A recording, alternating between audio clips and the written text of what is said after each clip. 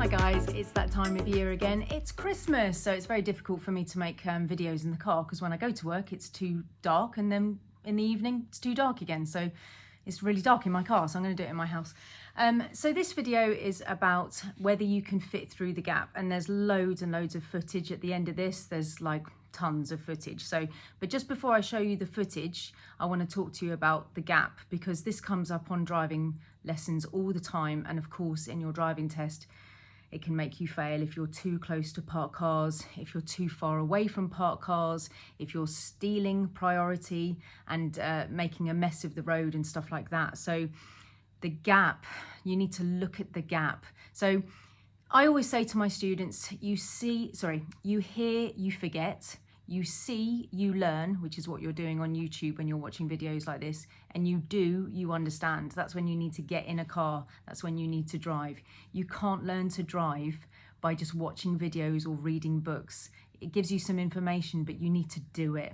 You need to practice. You've got to get in the car. So the gaps are something that you need to do in the car, but I can try and explain it to you as much as possible and show you some footage and tell you how I'm thinking about this when I deliver this to you.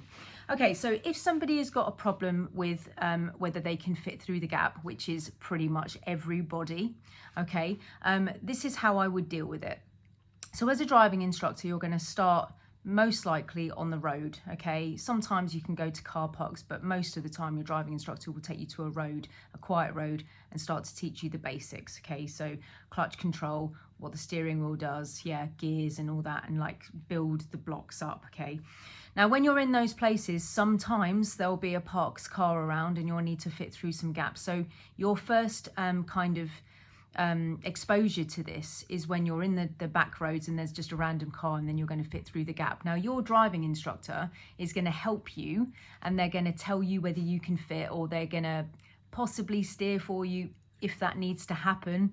I try not to use the controls of the car to my students because I think that's a waste of time unless I need to and it's an emergency, but I wouldn't actually steer or drive for somebody, because that's just a waste of money in my opinion. I'm going to tell you how to do it, but you may be steered away from vehicles if you're too close. But you're going to be asked to look at the gap, analyze the gap. It's really common for the student to look at the moving car that's coming towards them, and when they look at the moving car, what they do is they go, ooh, car, let me be helpful, let me pull to the left and help this person who's coming through, or let me shy away from this person, and then there's a curb on the left, or there's a parked car on the left, and that's where all the problems come from. So it's really important that yes, you see the oncoming vehicle, but then you look at the gap. You need to look at the gap from the curb to the moving car, or from the curb to the line. That's the gap, yeah? So you need to look at that spacing. It could be from the parked car to another parked car, or from a parked car to a moving car. You need to look at the gap. Now, your eyes are going to be attracted to movement. So when you're driving down the road, if a red car is coming towards you, you're going to look at the red car because it's moving, right? And that's fine. But when you've seen the red car, you then need to train yourself to look at the gap. As a pedestrian or as a passenger in the car, you just look at the hazards all the time. So you'll look out the road and you'll look at the dog or the bird or the pedestrian or the other car, or when you're walking, you're going to look down. So all of those things for driving need to be tweaked and change a little bit, because you're driving so much faster than you've ever been able to walk or run. You need to look further ahead. You need to train yourself to look at the gap and all of the other items and hazards around you. So when you're coming into a very narrow situation, your eyes are going to be very busy. You're going to be looking at the car that's come towards you. You're going to look at the gap and the parked car, and your eyes are going to be very busy, but the gap is going to be super, super important, because the gap, if you feel that you can't fit through the gap, that's when you need to stop. The most important thing with all of this is that you trust your inner voice and gut instincts, which I'm going to come to in a minute. When somebody's had enough lessons, if somebody is struggling with the size of their car or whether they can fit through gaps, I personally take them to very, very, very narrow roads. Now, it's safe for me to do this because I've got dual controls and I've been a driving instructor for 22 years. So even if we go to these crazy narrow places together, I can still control the car if my student's got it slightly wrong, or I can steer for them, right? If you're with a parent, maybe this isn't so safe to begin with, because you're basically learning the size of the car. But certainly with a driving instructor, you can go to extremely narrow places. And in my opinion, this is very good, because once you know that you can fit through these tiny little places, when you get back on the road, you're like, oh, there's loads of space here. Now, each car that you drive and you go into is going to be a different size. So let's just say I bought a Nissan Juke, which is a big car. That's going to feel big. Or if you put me into a bus, that's going to be big, right? And I'm not going to know the size of that. So whilst I get used to that, even though I'm a driving instructor, even though I've been driving since I was 17 and I'm 43 now, even if I get into a bigger car like an estate or some kind of large vehicle, even like a van or something, I'm going to be a little bit worried. So that's going to make me err on the side of caution and stop more, because I don't know the size of my vehicle. I'm not going to be taking chances. I'm not going to be taking risks. I'm going to learn the size of my car by how it feels. I'm probably going to overstop while I learn this vehicle. Hence you, the learner, you need to potentially stop more, err on the side of caution, and you need to strengthen your inner voice and gut instincts. This video is about strengthening your gut instincts and inner voice. That is where it lies. This is where the magic is. This is where the trick is. This is where the answer is for knowing whether you can fit through the gap. When you're coming up to a situation, you need to listen to your inner voice, your feelings, and your gut instincts. That's the answer. So you're coming up and you ask yourself, can I fit through the gap? And if the answer is not yes, then you need to slow down and stop, or certainly slow down so you create more time to be able to reanalyze that gap as you're approaching. You must fluctuate your speed for the hazards on the road in accordance to the spacing that you've got. If you don't know, don't go. There's no point. One of my students' friends years and years ago, she got bought a Mini, and it had a bow on it after she'd passed her test. And she went into a situation where she wasn't sure whether she can fit through the gap. And apparently she went and she closed her eyes. Now, the reason why I still tell this story is because the student knew that she couldn't fit through the gap. She knew that she couldn't, because she went like that. So her inner voice and gut instincts had already told her that she couldn't fit, but she didn't respond.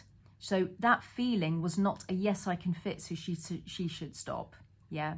So the thing is, some of my students are like, oh, but what about hesitation? What about the person behind? Guys, if you don't know about the space that's ahead of you, the oncoming person in the parked car is going to be absolutely furious with you if you hit them.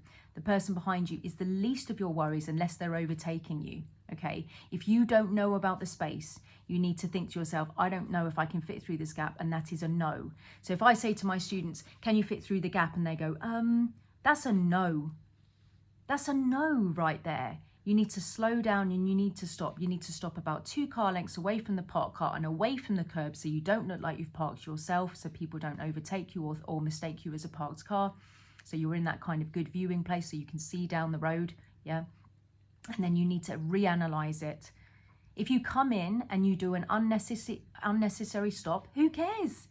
You're going to be able to go almost immediately, as long as you don't stop and start looking out the window and daydreaming. Some of my students will go into a situation and I'll go, can you fit through the gap? And they'll go, I don't know. And I'll be like, okay, cool, that's a stop then, because we're trying to strengthen these inner voice and gut instincts to make them loud and talk to you. So the student will stop, and some of my students will then look out the window and relax, because there's a trail of people coming towards them. They'll look out the window and they'll go, that's a nice house, that's a nice dog, that's a nice cat, that's a nice flower, yeah? And they're not looking, and things have changed. Oncoming people have maybe got smaller cars now, or they've moved over. Or maybe there's a gap in the traffic, but they're missing that. They're missing those opportunities because they're not looking. So in these situations where you go, can I fit through the gap? And you go, that's a no, or I don't know, or I'm not sure. Those are all stopping. They're all stopping. And when you come to stop or slow down, at that point, even if you do come to a stop in a healthy place, away from the car and away from the curb, then you can be like, I so didn't need to stop here. That's silly. That's going to take fractions of seconds. You'll stop maybe unnecessarily for a second, and then you'll re-look at the gap, or things have changed, and then you can pull off already. And you may not even stop because you've slowed down for the hazard, you've reanalyzed it at a slower speed, and then you can go through gently. Less space, less speed. We can't be bombing our way through these gaps at a high speed. Guys, the amount of times I've heard over the 22 years of me being a driving instructor, my students have failed, and I've heard them say, the examiner has said, you went past the cars at speed. It's the speed that they don't like. You can be closer to parked cars if you need to, if you're desperately slow or slower. The typical distance from a parked car when you overtake it should be 1 meter, because that's how big the door is when you open the door, right? But if you need to be closer to that, less space, less speed, and there are occasions that you need to do that. You need to crawl through little spaces, or you need to pull off where you've been boxed in and you need to pull away. So you're going to be very, very slow in those situations. And that's okay, because you need to be able to stop in the distance that you see to be clear. So as you're going forward, if the door was to open, then at least you could stop, and it's less likely that the person will go into the back of you. What you need to do is strengthen your inner voice and gut instincts. You need to go, I trust myself. I've looked at the gap and I've asked myself the question, can I fit through the gap? And I've gone, that's a no. And you need to really trust yourself. You do not want to be relying on your driving instructor from a certain point in your lessons. If you keep on using your driving instructor for this skill right up until your test, really close to your test, guys, it's not safe. Yeah, at a certain point, when you've done lots of this, you need to start to take the reins, take the flame, take the independency, okay? And you need to give it a go on your own, and you need to question yourself. Can I fit through the gap? I don't know. Who cares about your driving instructor's opinion? Who cares about the person behind? You have decided that you don't know if you can fit through the gap, which means that you need to stop, or certainly slow down so much. You are the driver. You're responsible for everybody in your car, all of your friends, all of your children, whoever sat in your car, all of your grandparents, whatever. You're responsible. You're responsible for their safety, your own safety, the parked car's safety, the oncoming person's safety. So you need to take the reins. Can I fit through the gap? Who cares about this opinion of the person sat next to? You know, oh, you could get a bus through there. Yeah. Do you know what? I don't know that yet, though. I will when I get more practice in and more experience. Yeah, but I need to go through the motions. I hear, I forget. I see, I learn. I do, I understand. You can't do this without doing to understand. If you try and go through a gap that's too small with a passenger, they are going to just scream at you. It's better for you to stop and for your passenger to be like, you could fit through that. You'll be like, okay, well, I'll get it. I'll get it next time. But I stopped for a fraction of a second while I was thinking about it. And I've included that in the video that I'm about to show you. There's a bit where I come up and I'm like, can I fit through the gap? And then I'm like, yeah, I'm really, really slow now. Yeah, do you know what? I'm going to go through. So you're going to see me doing all of that. But this video is really about trusting yourself and your inner voice and gut instincts. If you can't answer yes with total confidence, can I fit through the gap? Yes. And then you go through. If you can't answer a confident yes, you must slow down a lot to reanalyze, and you need to be prepared to stop. Be prepared to stop 2 car lengths away from the vehicle in front that's parked. Because if the closer you get, the more you're going to shave the car, which is, you're going to fail for that anyway. Absolute minimum a car length away, because you don't want to look like you've parked. You also want to see down the road. Yeah, it's really, really important. You want to be able to be far enough from the car so you can pull out easily. Yeah. All right, guys. So it's about strengthening your inner voice and gut instincts. And you really, really need to start trusting yourself. You really, really need to think, I'm feeling something here. It's a bit like crossing the road, isn't it? You know, you go to cross the road and you're like, do you know what? Nah, I'm not going to do it yet. Because your inner voice and gut instincts are keeping you safe. And you need to bring that in the car. Yeah, you need to trust yourself, just like you do when you're walking around crossing the road, yeah? Because you're still alive, right? If you're watching this video, you're still alive. You've obviously made very good choices. about crossing the road as a pedestrian so far, or using a bike or whatever. Yeah, maybe you ride a motorbike already. I don't know, you know. But even if you have been on a motorbike, the vehicle that you're in is now bigger. If you put me in a bus today, I would overstop. I would err on the side of caution until I've had enough. I understand, enough practice, enough experience in my new big bus. Yeah, I'm not going to be taking any chances. I'm not going to knock anyone's mirror off, or steal someone's priority and be shouted at or beeped at, or them upset with me because now they've got to reverse, or I've got to consider reversing. Yeah, so trust yourself. Yeah, and don't put a crown on the person behind, guys. The crown is not to be given to the person behind. The VIPs are in front of you, the parked car, the oncoming vehicles. Those are the cars that you've got to protect. The person behind has to follow suit of what you decide to do. You're keeping them safe. If you can't fit through the gap, you're keeping them safe. You're doing them a favour. Guys, we can't fit. I'm at the front of the queue and I've decided we can't fit.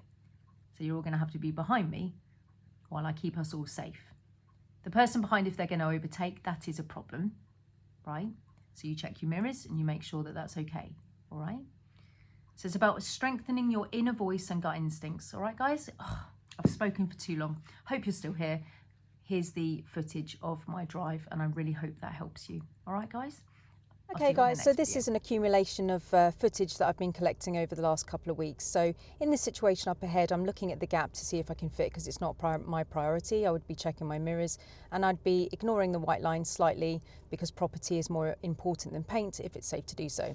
Here I'm giving way to the pedestrian because I'm coming up to a roundabout which is classed as a junction and is disabled. So I slowed down and helped him out and let him cross the road. And then further, I've got another pedestrian that I'm now giving way to. Obviously it's a roundabout, so I'm giving way to the right. I need to be careful of my exit being clear and there's enough space for me to go across and not block any of the roundabout with the brown car just going away. Here I'm looking at the gap. I'm using my inner voice and gut instinct to know if I can fit through this gap. And now I'm thinking about the side roads on the left and the right and the pedestrians, whether they're going to cross the road. Of course, I'm thinking about the pedestrian crossing changing colour, but pedestrians could basically just cross the road whenever they want, checking the side roads constantly here. Looking ahead, there's going to be parked cars on the left, so I'm now using my gut instincts and inner voice to whether I can fit through the gap. Now, I can't block the road on the left, so I need to be careful of that as I consider this situation. I'm also looking at the gap to see if the other cars can fit through, but I'm not just going to follow the car in front, like on the end of the conga line. I need to make sure that I make my own decisions, that I can fit through the gap as well. I'm ignoring the white lines a little bit because property is more important than paint.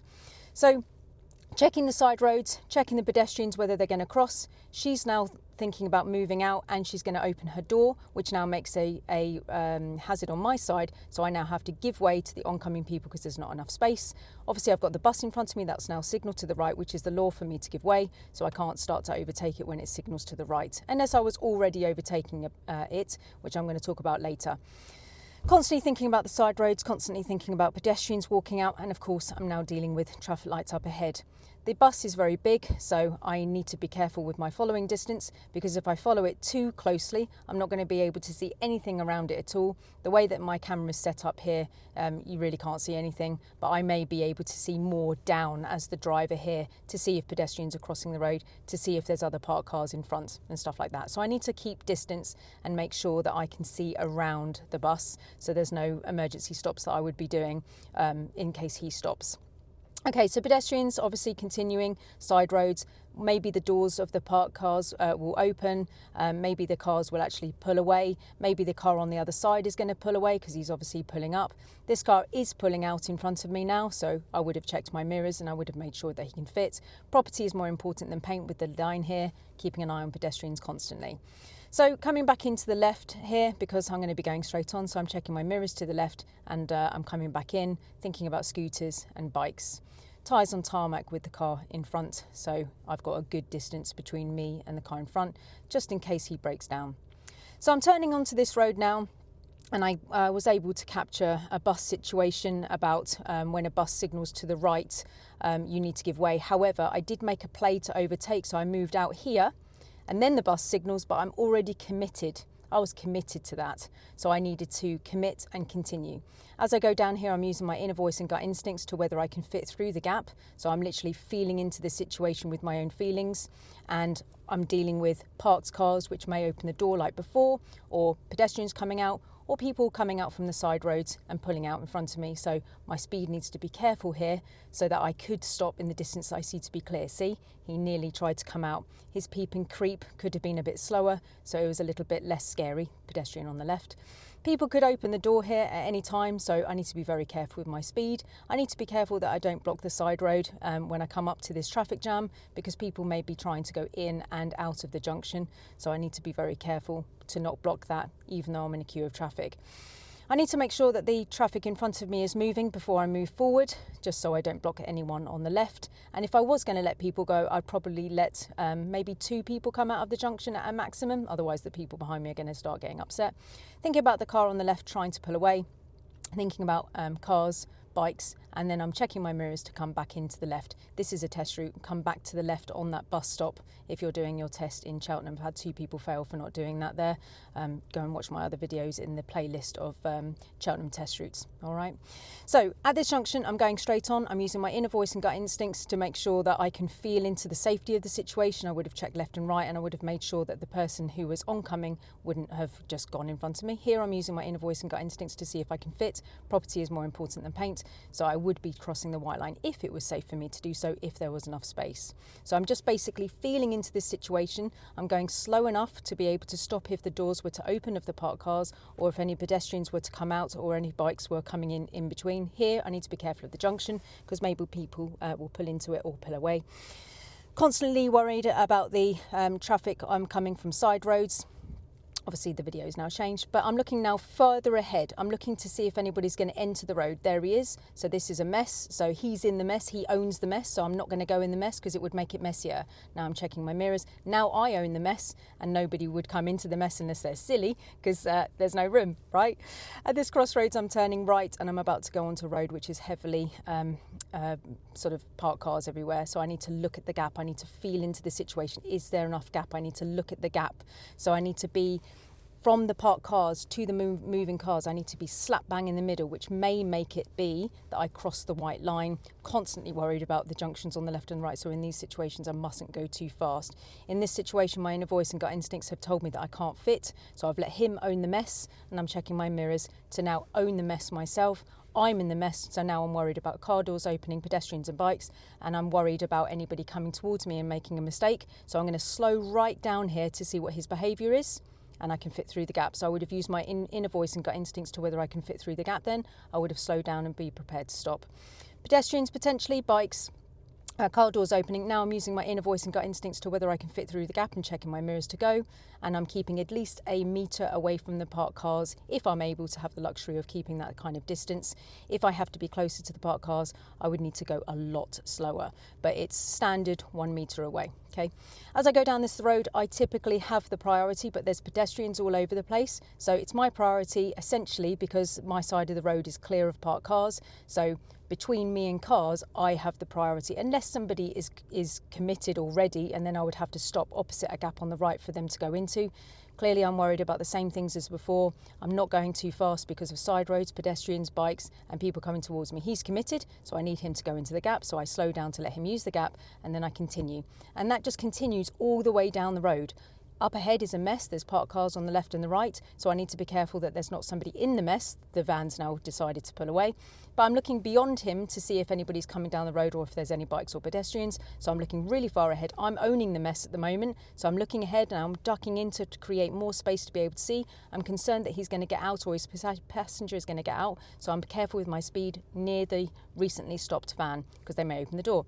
Here I'm checking my mirrors and I'm owning the mess, so I'm in the mess. That's my mess now, and people would hopefully not come into the mess because I am now committed. Here, this is my priority, so I'm just concerned about the same things as before: parked cars, oncoming vehicles, pedestrians. If somebody was to come towards me now, I'd have to stop opposite a gap on the right so they could use it. Going into another mess, checking ahead to see if anyone's in the mess, checking my mirrors so I'm concerned about pedestrians and side roads. I've now owned the mess. I owned this, so I'm careful as I go through, and then I would expect really people to back off because I'm in the mess basically. At this junction, I'm turning right, so I'm using my inner voice and gut instincts for pedestrians crossing the road, whether I can pull out. People on the right have left a gap for me, so I'm looking over the parked cars. I can see parked cars. I'm queuing cars to see if anybody's coming from the left side, and I can see enough, but I'm going to creep out now into the middle and look to the left again, and then I've decided that it's safe for me to go, and I've thanked the person on the right. I mustn't stop on the railway track, so I must make sure that there's enough space for me on the other side of the railway track before I go, so I just let the cars go away from me. Now I'm entering a mess, so I check my mirrors to the right, checking to see if I can go. Property is more important than paint, so I've ignored the line there because it was safe enough to do so. Looking ahead, there's another mess, so I check my mirrors, look really far ahead to see if anyone's in the mess. I've claimed the mess is now mine, so I'm looking ahead, I'm slowing down for the pedestrian who may open the door, checking the side roads, checking to see if the van ahead stops, being very careful with my position and speed because of the pedestrian who's close to the junction. It's now my priority as I go down this road. So oncoming people should give way to me, however I'm being careful with my speed just in case they make any mistakes. Bike on the right. Up ahead, I'm concerned about the road on the left spitting out people coming into my lane. I'm looking ahead to see who's got priority. On this road, oncoming people have priority.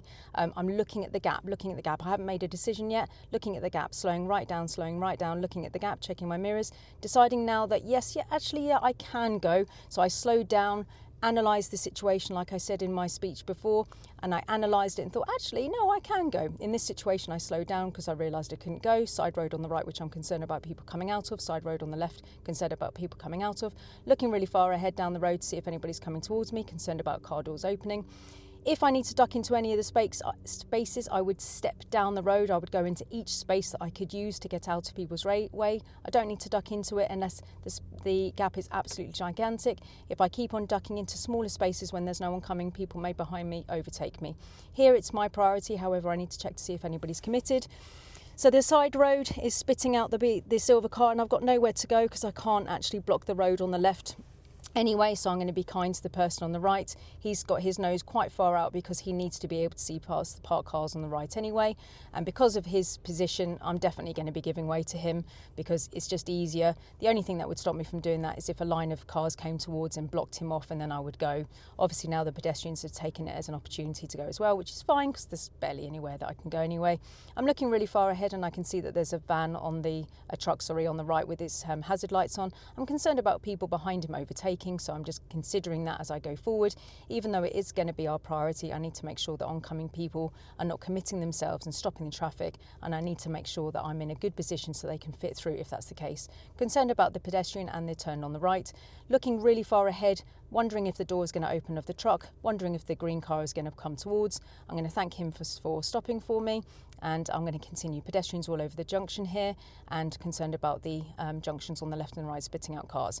Up ahead I've got a closed junction, which means I can't see anything, and there's pedestrians nearby. I need to assume that there's people coming because I can't see. That's the safest way to deal with it. So it's closed, I can't see. I'm going to go down into first gear at this giveaway junction, checking to the right to see if anybody's there. This is giving me time to see that there was a car, and then I can proceed forward afterwards.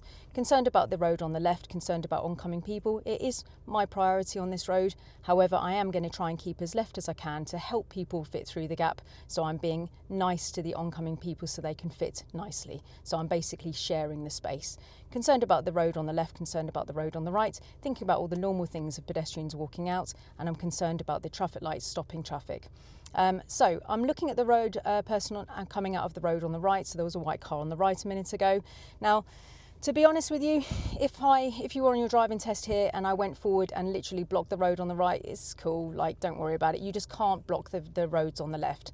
However, there is nowhere for me to go. I can't go any further. So if I go forward, I will literally block the white car on the right. I would class this as a kind of optional, very kind thing that I'm doing here. But on your driving test, you must not block the roads on the left. It is absolutely imperative. You will fail your test if anybody's trying to use the road on the left and you block it. So if that black car up ahead of us now was blocking the road on the left, yeah, I'm sorry, but if somebody was using that, they'd fail. However, I've been kind to the white car. She was really happy about that. She was very smiley about me doing that.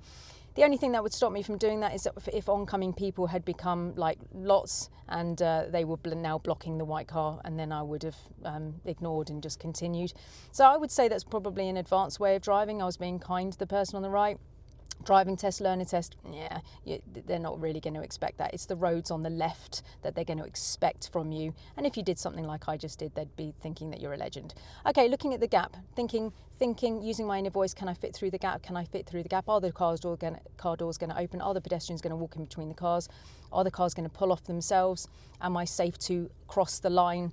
Because it's not my priority here. Oncoming people have priority, but is there enough space? So I'm basically, it's the oncoming person's priority basically, but I'm borrowing the white line safely to overtake the parked cars with about a metre of space if it's possible. If it's not possible to give a metre, I need to have a much lower speed. Gosh, over the years, I've had so many people in the 22 years fail for being too close to parked cars at speed. Oh, how many times have I heard that statement? You were too close to the cars at speed. So they don't mind you being close to parked cars, but you have to be much slower. Yeah, if it's got to be a metre if you're going past at speed, at least because of the door opening. And then if you need to be closer than that because it's very limited space, you need to be going much slower, less space, less speed. This is a test route in Cheltenham. As you go down here, it might be that you stop on the bus stop to give way. You just can't park there, but you can stop on it to give way. Checking the mirrors, using my inner voice and gut instincts. Can I fit? Can I fit? Looking at the gap, looking at the gap, looking at the gap. Concerned about car doors opening, concerned about the bus going. Property is more important than paint, so I'm ignoring the white line safely. The dotted border means use if necessary anyway, but it wouldn't really matter because there's parked cars that are less than 10 miles an hour, even if it was a solid line. You can overtake things that are less than 10 miles an hour if there's a solid line. Looking really far ahead, thinking about where I could stop for the gap. I'm going to go into this gap here to give way to that guy, because it's his priority, leaving space, leaving beautiful space between me and the parked car, checking my mirrors while I'm waiting, looking to see if there's anybody else, checking my mirrors and then continuing, thinking about ducking into the next space just to step down the road to see if anybody's coming. This gives me good observation and looking forward to see if anybody's coming. So I'm looking really, really far ahead, looking for the new gaps in the road to see where I could give way because it's not my priority. Here it is my priority because the video's just changed. The learner is now coming through and they've decided to stop for me there. I slowed right down to give them an opportunity to go around the red car, but they decided not to do it. So I took them up on their offer and I thanked them for it. And at the end of the road, I'm turning right at a closed junction.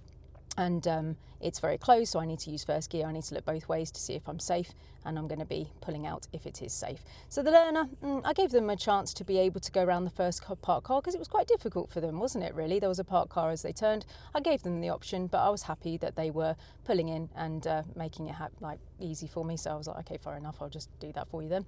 Okay, so as I come down here, it's not my priority, so I'm giving way to this person, checking my mirrors to see if I can time it so I can come out after the car, stepping down the road, going into the spacing here, looking ahead, being concerned and anticipating somebody coming into this road, checking my mirrors at the end of the road and turning left at a closed junction, mirrors to left, signal to left, and I'm coming in using down into first gear. There's a mirror opposite me on the lamppost so I can see what's going on the right, and if you have a really closed junction like that, there may be a mirror. Have a look for a mirror on a lamppost. Here I need to look to see if I can fit through that. Mirrors, mirrors, mirrors.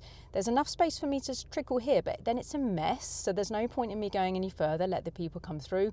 Checking my position over property is more important than paint. Thinking about stepping down the road into the gaps, but I don't need to. I'm now owning the mess, so I'm taking this mess. It's mine. I'm going to go through, and I would secretly expect somebody oncoming to give way to me if I'm in the mess there, because I've got my crown on. That belongs to me now, that mess, like I've taken a stand to take it. Turning left at this closed junction, so mirrors to the left, signals left. And I'm going to go into first gear, checking both ways carefully. There's a parked car around the corner and there's a car coming towards me. So here I need to leave good distance from the car in front so I can pull out easily, checking nicely and checking my mirrors while I'm waiting. And then I'm thinking about other gaps that are going down the road, so I'm checking my mirrors and then I'm pulling out to see other gaps. Do I need to use any other gaps? I'm thinking about stepping down the road into each gap that I need to use, so I know about all the gaps now. And then I can see a hazard, so I'm going to pull into this gap to give way. The scooter has priority. Yes, it's a road user. They don't have any differences if it was a bike or a scooter or even a runner, actually. If they're on the road, then it's their priority. So we've got to give way to the scooter. She thanks me for it. I check my mirrors. I've left nice distance from the parked car and I'm using now the wrong side of the road because I have to go down the road. I'm thinking about stepping down into each gap that's here, so I'm constantly looking to see if anyone's coming. The road has become a mess, parked cars on both sides, so I'm now owning the mess. It's my mess. I've got my crown on. I'm going through the mess and down the road. So, yep, coming up to a new junction, thinking about pedestrians crossing the road because I can't see because it's a closed junction. So as I come up to the junction, I'm going to be turning right, I believe. Okay, I've changed the video again. Right, as I go down this road, I'm overtaking the first parked car here and I'm thinking about stepping down the road. I've looked really far ahead and I can see a van coming. There's no point in me proceeding any further. So I'm going to stop opposite a gap on the right for him to use. Now he could go into that first one before the black car, or he could take me up on my offer and use the one that I've created for him, which he took. So as I go down the road now, the oncoming person, I'm creating space for him to go into gaps. I don't want to floor it towards him because he needs to get out of my way in some sort of way. So I'm still being helpful. Every time I go down the road, I thank people for it. People are now trying to find gaps for me, so I can't go too fast. I need to be respectful in the fact that they need to find a gap for me to give way. So I'm thanking all these people and I'm continuing to go down the road thinking about pedestrians and turns on the left and the right, and bikes, of course. This person's helping me by getting out of my way, so he's giving way to me as I go down the road. It's my priority with the blue sign on the left anyway, but be careful of that. Taking the next road on the left. So he's seen my signal, so he's decided to come out early, so that's why he did that. Going to turn in. This road is normally full of parked cars, so I'm being very careful as I enter to see if there's anybody coming towards me, looking really far ahead for pedestrians, bikes and scooters, checking my mirrors. Oncoming people would be interesting to me here because I'm taking the next road on the right and I need to give way, so mirrors. Looking in to see if there's any pedestrians to give way to before I take my turn. Looking down the road to see if there's any parked cars in the road. Yep, there's a parked car. As I look down the road, I'm checking to see, oh, the video's changed again. I've forgotten how much footage I've actually made here. The road is a mess in front of me, so yeah, need to make sure that I can fit through the gap. So I'm using my gut instincts in inner voice, slowing right down. Can I fit through the gap? Pedestrians in the road and scooters in the road. So checking really far ahead now, checking the side roads, driving over the bus stop notice. I just can't park there. Concerned about the car on the left who's driving up with speed, so I'm just very gently just coming up to that situation to make sure that he is going to stop. This island in the road is just a safe haven for people to cross the road there, but you don't have to give way. All right, guys, I really hope that helps you today, and I'll see you on the next one.